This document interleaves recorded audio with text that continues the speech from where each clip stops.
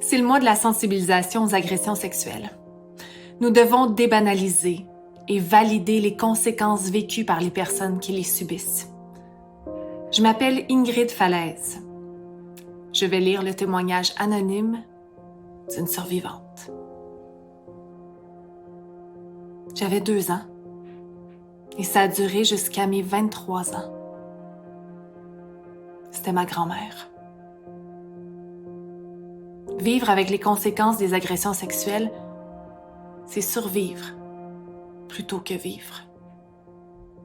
C'est de l'hypervigilance, constamment être sur mes gardes. C'est sentir un danger imminent constamment, comme s'il y avait un tireur d'élite qui me prend pour cible et qui peut appuyer sur la gâchette pour faire exploser ma tête à tout moment. C'est une difficulté à faire confiance aux autres. Si les adultes qui étaient supposés m'aimer et me protéger m'ont autant brisé, à quel point les autres personnes peuvent me blesser? C'est de vivre continuellement en confinement, même en absence de pandémie.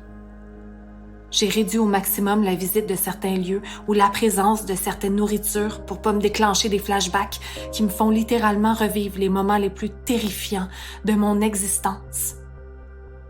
C'est me sentir coupable parce qu'on me dit que j'ai dû faire quelque chose de pas correct pour ce qui m'est arrivé. Et ça me donne envie de me détruire, de plus exister.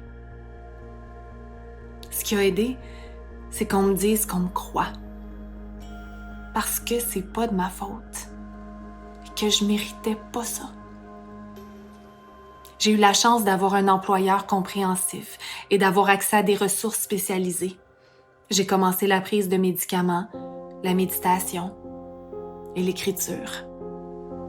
Finalement, être entourée de personnes que j'aime, qui m'aiment et qui me soutiennent.